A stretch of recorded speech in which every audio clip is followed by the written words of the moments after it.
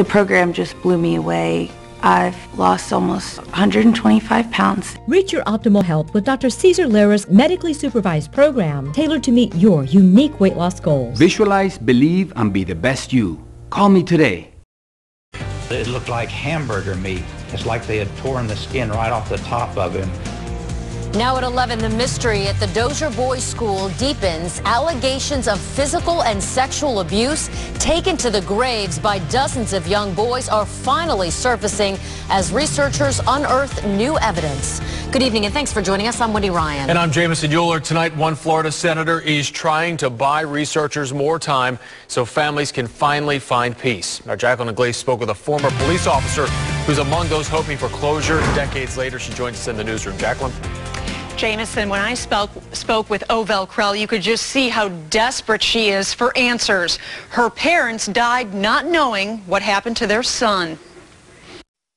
I feel in my heart he's gone.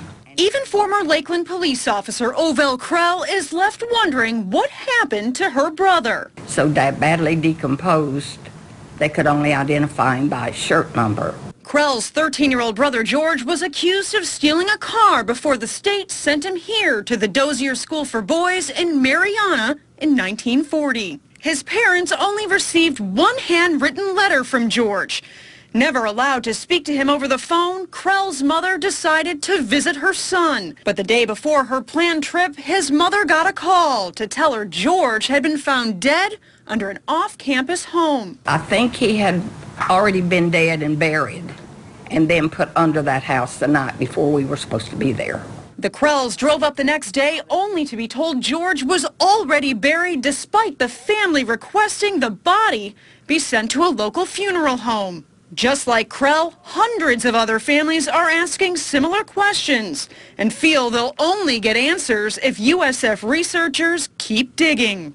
Where there's smoke, there's fire. I want to find out where the fire is. The state investigated claims of physical and sexual abuse at the school, but couldn't substantiate them. They closed all cases in 2011, even after finding 30 graves. Using ground-penetrating radar, USF researchers uncovered 50 more grave sites in December, in an area where former students say only African-American boys were buried, leading researchers to believe there's a second cemetery. Where is that cemetery? And is that the white cemetery? Senator Bill Nelson is now calling on the state to allow USF researchers to keep digging, even if the details they're discovering are morbid, like how schoolboys help bury their own. They made the coffins in the carpentry shop of the school. Researchers are racing against the clock. They're only permitted on the property until July. They also need money and are asking the state for $160,000 to excavate, exhume, and then identify the bodies. Wendy? Thank you, Jacqueline. You've got to see it. You've got to go. Florida's largest home show, Florida State Fairgrounds, this Friday, Saturday, Sunday, where homeowners can see thousands of exhibits, remodel, decorate, landscape. Florida's largest home show, Florida State Fairgrounds, Friday, Saturday, and Sunday. Now at 5, Senator Bill Nelson is pledging to get to the bottom of abuse allegations at a Florida reform school for boys. USF researchers uncovered 50 more graves at the Dozier School for Boys last year, a number way higher than first reported by the state. Our Jacqueline Glaze joins us live now with the latest on this. Jacqueline? I had very personal face-to-face conversations this afternoon here at USF with one alleged abuse victim and surviving family members. Now, just when looking in their eyes, you could see how much, Jamison, they're longing for closure. But if researchers here stop digging, they may never get that. Now, the state looked into allegations of physical and sexual abuse of boys at the Marianna school, but couldn't substantiate those claims and closed the case back in 2011. Now, for the one surviving alleged victim here today, it came as a devastating blow. They did report, though, finding 31 bodies and learned almost 80 boys died at the school. But it was late last year when USF researchers found 50 more graves and believe now that a second cemetery exists on the property.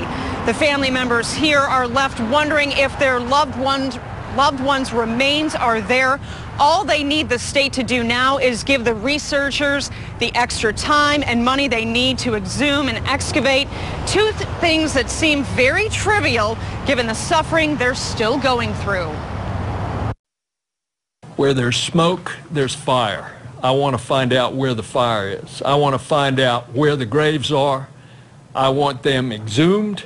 I want them examined. And I want to see if potential crimes have been committed. My rear end was black and blue, and it looks like you'd taken a syringe maybe and just stabbed me here and there, little spots of blood. We did hear today for the first time from a former Lakeland police officer who is searching for her brother's remains. I'm putting her story together, and we'll have that for you at 11 o'clock. For now, we're live in downtown Tampa. Jacqueline Ingles, ABC Action News. Jacqueline, thank you.